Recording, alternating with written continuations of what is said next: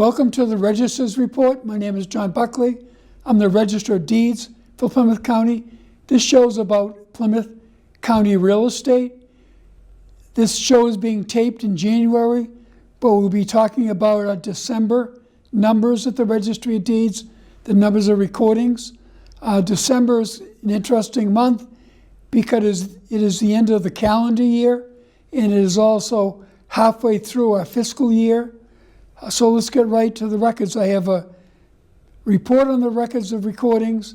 I have a great guest, Christine Richards, from our Information Systems Department, who's going to give a presentation on how you can search our records online. We're going to talk about some county history as well as some Plymouth colony history, this being the 400th anniversary of the arrival of the Mayflower. So let's get right to deeds. Sales of property, there are 1,157 sales of property in December, more than the 957 in November, 35% more than last December. For the 12 months of 2020, deeds are up 3%. You're also going to see an image of sales for all 27 communities in Plymouth County, all the way from Plymouth and Brockton being the largest, down to Plimpton, usually the smallest number of sales per community, but all 27 communities of Plymouth County have sales of property every month. The real story of 2020 were mortgages. Our mortgages have broken records. The number of mortgages recorded exceeded anything in the last 10 years, and every month they exceed the previous month.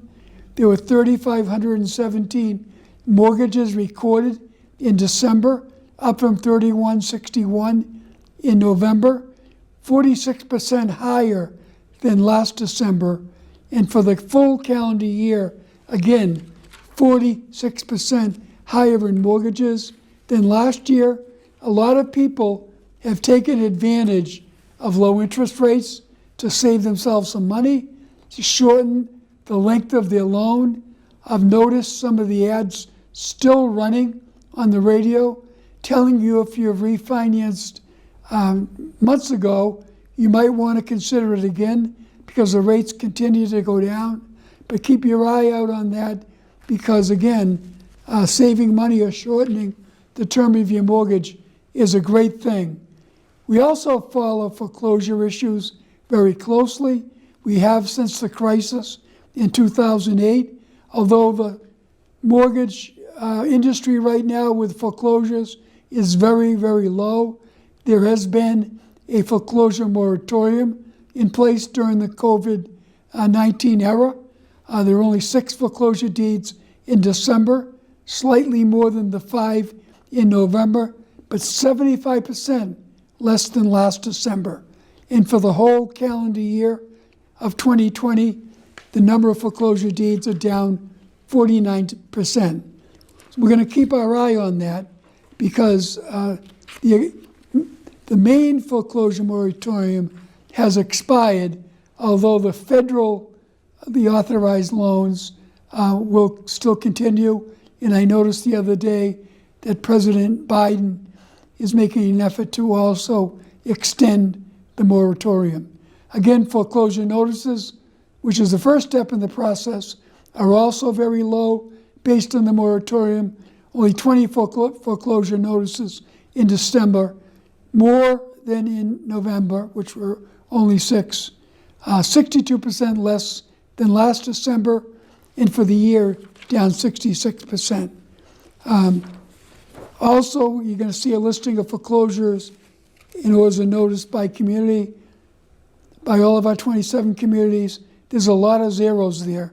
And again, we haven't seen that over previous years. It's basically because of the moratorium. There's been a huge amount of electronic recording of documents. 80% of our recorded land documents come in over the internet. 50% of our land court documents come in over the internet. Our trading room is closed to the public until further notice. And I have a great guest coming on the show. Coming up segment 2, Christine Richards from our AT department talking about how to search our records. So we'll see you in the next segment. Welcome back to the Register's Report. My name is John Buckley. I'm the Register of Deeds of Plymouth County. In this segment of the show, we always do something educational in nature. We've had surveyors, appraisers, many realtors, many people involved in all aspects of the real estate business. We thought it would be timely and helpful if we took the time, once again, as we've done before, to remind you how to search your records.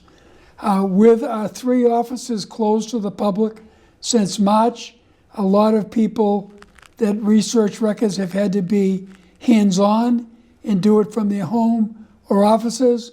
And it's a great thing that we have all of our real estate recordings from 1685 to present for the Plymouth County records, from 1620 to 1685 for the Plymouth Colony records, and on the other side of the registry, the land court documents from the beginning of land court 1899 to present. So I have a great guest with me today, Christine Richards, who is the department head of our ISA department, Information System, and she's our Information System Administrator, otherwise known as IT, who's going to take us through a exercise in how to search our records. Welcome again, Christine. Thank you very much. I always welcome an appearance here so that I can share with the public all of my knowledge on how to search records. So I know you have some slides. I do. And again, based upon the 1620 colony records, we are the first registry of deeds in America. We're very proud of the history that we're part of. We have a lot of people searching both for real estate purposes as well as historical purposes.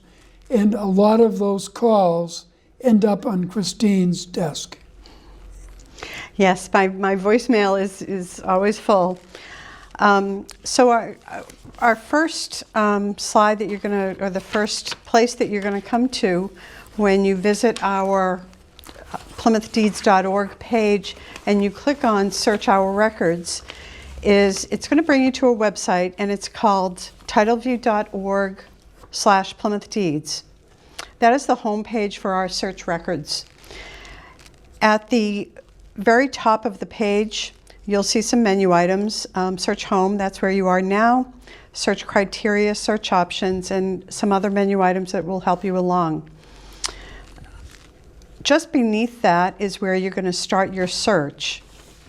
And that is where you would put in a name, and it starts you off right at the recorded land name search. And we'll get into the different indexes. However, on every homepage that you'll see here, on the right-hand side gives you some search instructions, some imaging instructions. If you don't have Adobe Reader, you will need it for this site. And a form for how to get a certified copy for mail-in. Lastly, on the right-hand side on the bottom is the property fraud alert that we're going to get into a little bit later. But that is going to be really helpful for a lot of people, and you're going to want to stay tuned for and hear about that. So let me just back up a little bit. Sure. So when you go on your laptop or your computer, it's PlymouthDeeds.org that you search, and then it'll come up Search Records. You click on the Search Records, and that gets you to this page. Yep, correct. So once you're on this page, you want to go up top and you want to click on Search Criteria. And that is going to show you all of our indexes. And if on our next slide, you'll see the search criteria, you'll see the drop-down box that you're going to come to, and it shows you the different menu items. So the registry is separated into a couple of different offices that we call it. We have the recorded land, which makes up about 87% of the property in Plymouth County. We also have registered land court, which is the other 13%. But you want to start your search in name search, although if you have a book and page, right under there, you have a book search. You can shoot right into that and put a book and a page in there. The unindexed book search, that is for if you don't care about seeing an index, you just want to put it in a book and page and view the image. You may do that. I would suggest only using the book search, however. Date range. A lot of people use our date range if they want to search records for a specific week. Or for a specific day. You can search also by document search. Property search, actually that is fairly new in the last 10 years to be able to do a property search. That's probably used a lot because people they see a house for sale and they decide, I want to look it up. So, and all they have is a property search. So you can look it up by the address. Our Old Colony books, also known as Plymouth Colony books. There is a link there. However, we've added a more intuitive searching down at the bottom of that drop-down menu. So we'll get to the Plymouth Colony records. We also have, under recorded land, lastly, our grantor and grantee indexes from 1685 to 1969. Those are actually the images, the real images of all of our index books. So if you're doing research all the way back to 1685 and you want to see the actual images and how they were written out, you can go in there, you can look through the books. So that's something that we don't really see often in a lot of registries, the ability to look at the actual images. And those are searchable indexes. On the right-hand side, under Registered Land Court, we have similar menus, and we're going to go into these, but similar menus with the name search. Land Court has, instead of a book and page, it has a certificate search where you can put in a certificate number. In a similar fashion, you have a date range, a document search, property search in the same way. We have some other miscellaneous menu items that aren't used often by the public. They're used more often by title examiners. Also on the right-hand side, we have the registered land plans, which is also known as the court case number search. In land court, the registered land plan happens to also be the court case number.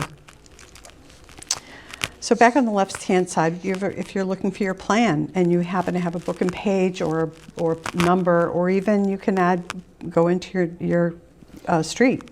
Which would be in the description of your deed. In the description of the deed. Yeah, Yep, usually correct. about 3/4 of the way down the page. Yes, right at the end of your description, actually right in the middle, you'll see the book and page or a plan number.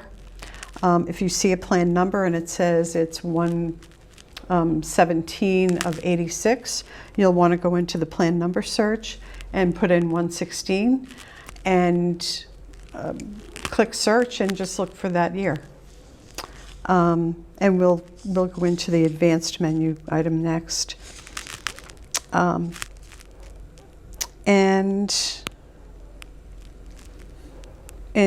Plymouth Colony under our Plymouth Colony records, so we have a name search and a book search under our Plymouth Colony records. We've just recently indexed those. We've transcribed those indexes. They're all searchable, and those go back from 1620 to 1685. So if you're looking to do some genealogical research, that is a great place to start. So on our next image, we have our advanced menu. So after you've put in a name or even a date range, and you want to narrow it down a little bit, you can click on the advanced button, which is to the right of the search button, and you can narrow your search down.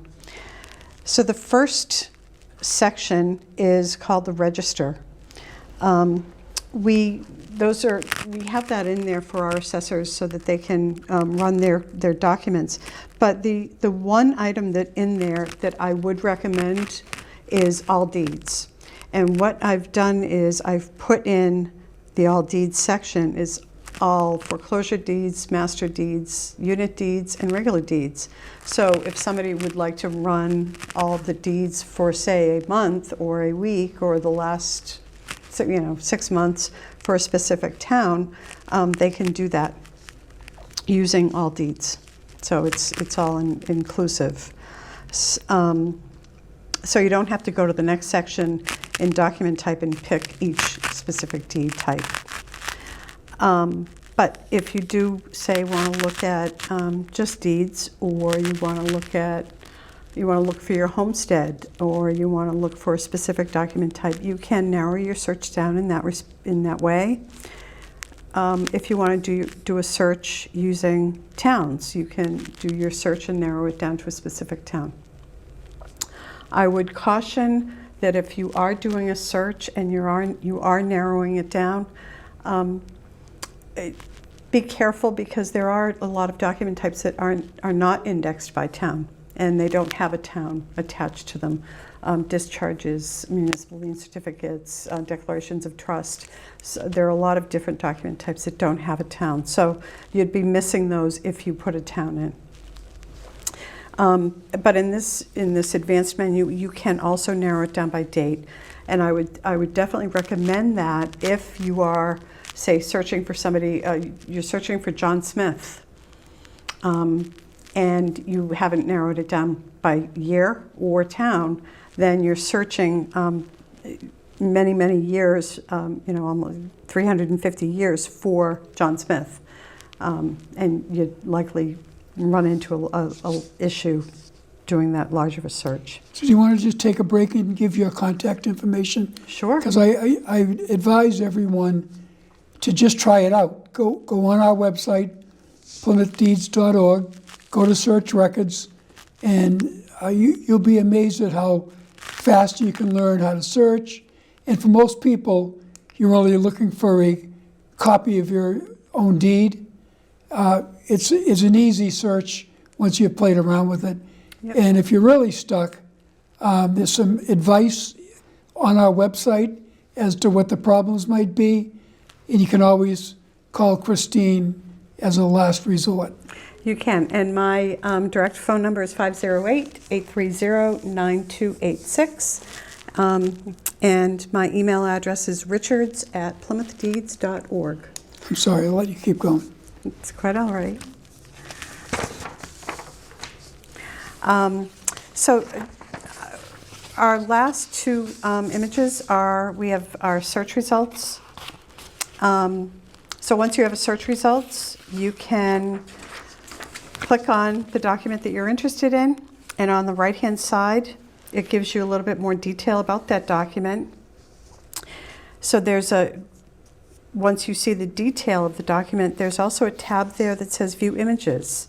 So on the next image you'll see, it'll show you how to view your image. So you click on View Image, a pop-up window will open up, and you maximize that, and you can use the toolbar to actually view the image.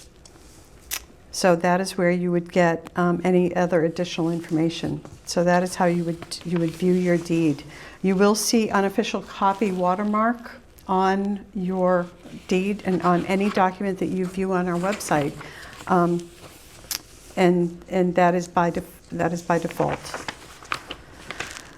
So I'm just going to back up now. Sure. So that's our search site, and really once you're in it, it's very intuitive, and every menu you go into, all of those steps apply in the same way.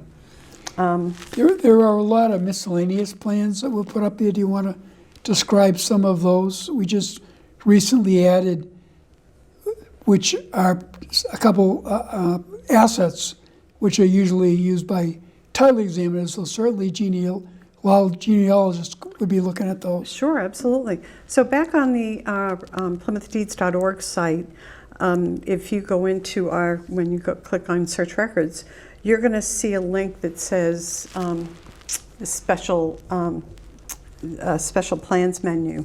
And once you click on there, you're going to see a variety of different plans that have a special meaning to them. We have currently put up, well, we're currently working on some harbor plans, and we've put up our atlas, our 1879 atlas. We've put up our 1903 atlas.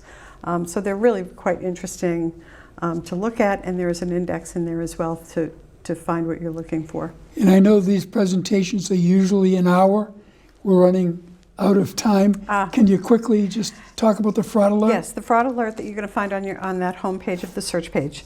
So you sign up. You can also call me about this, but you want to sign up. If anything gets recorded at the registry under your name or any of the names that you list on there, we'll send you an email and we'll let you know.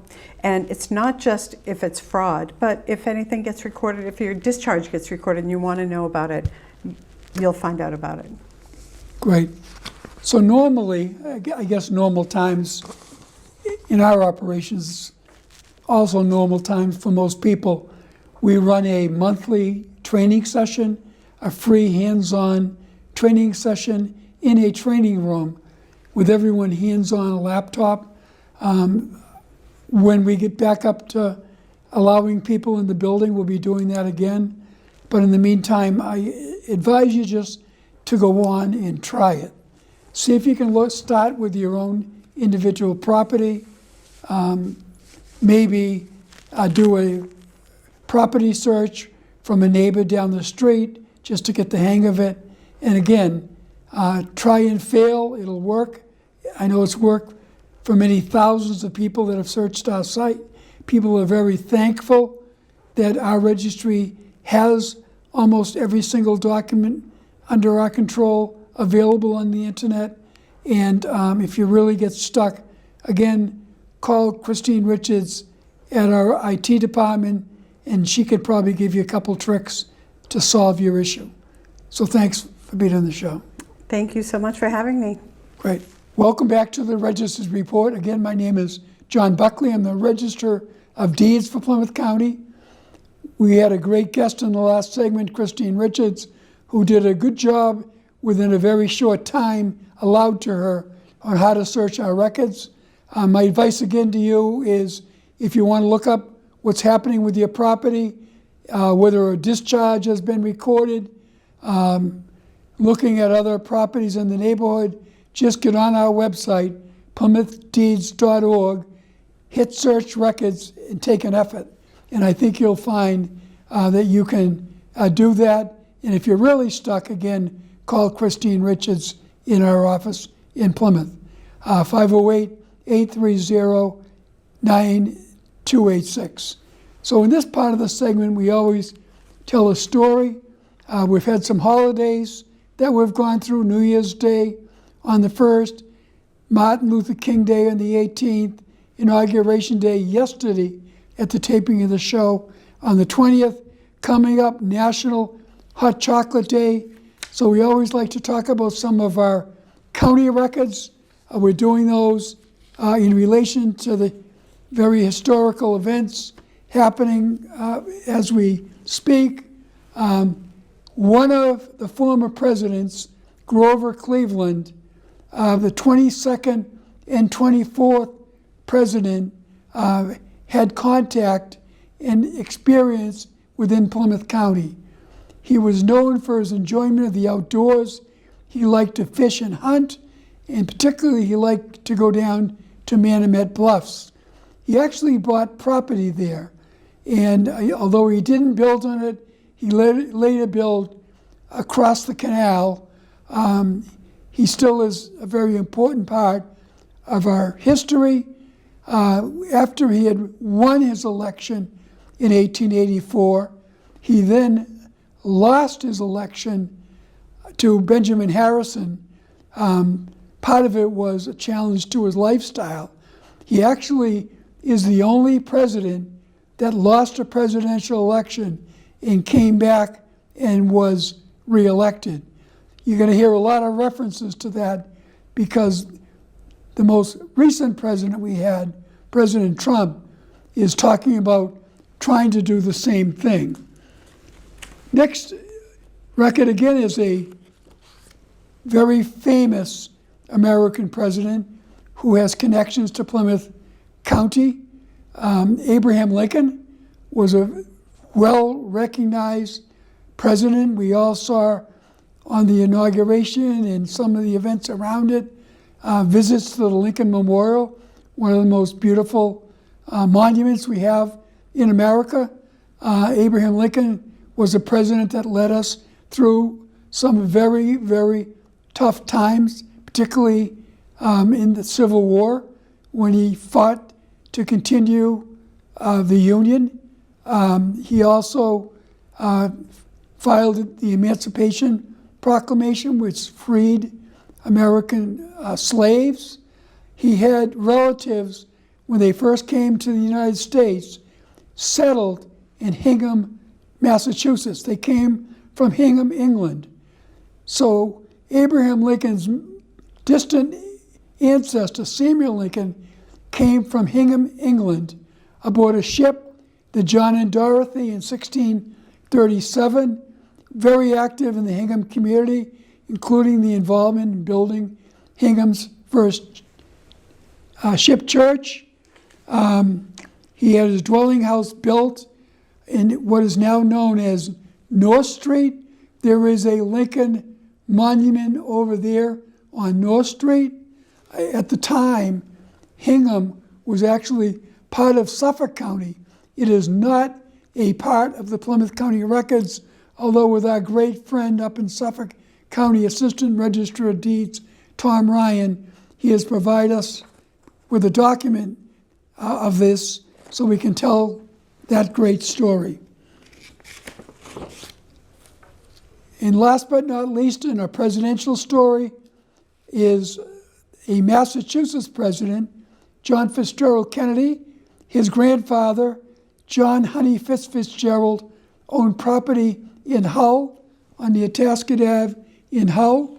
Honey Fitz, as they called him, was a member of the Governor's Council, Boston Common Council, somewhat a version of the City Council, elected to Congress, became the first American-born Catholic elected to be mayor of Boston, served as mayor from 1906 to 7.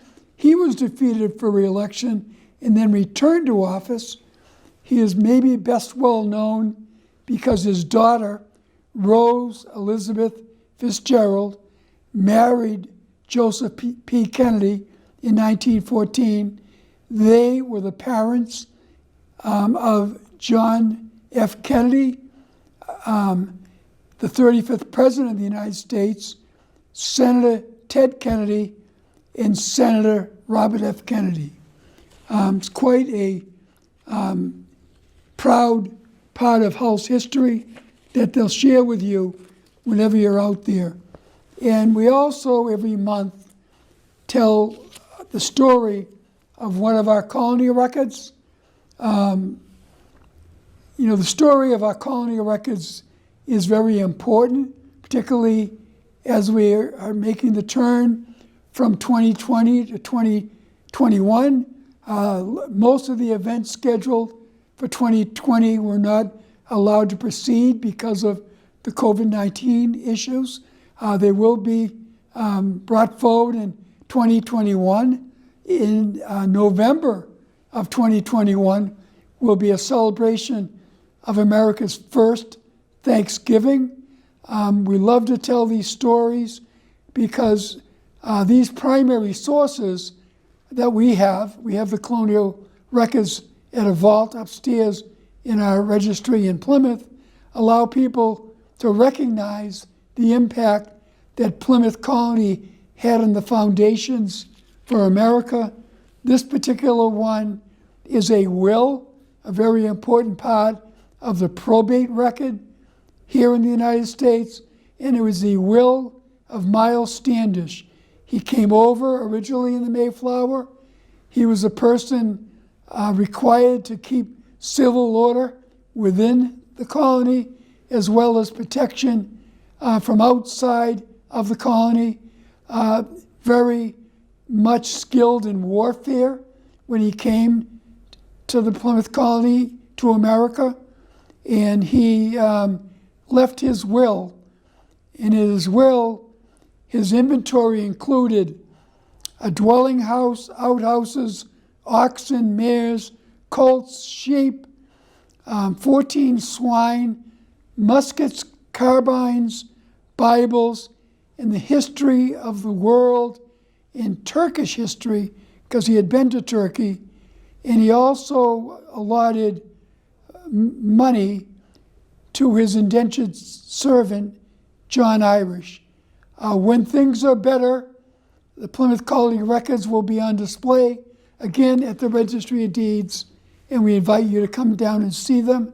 I want to thank Lorna Green Baker, Christine Richards for helping me put this show together from our office. I want to thank Emma Reardon and Isaac Cabral from Brockton Cable Access for helping me produce this show. It's our 123rd show here with Brockton Cable Access.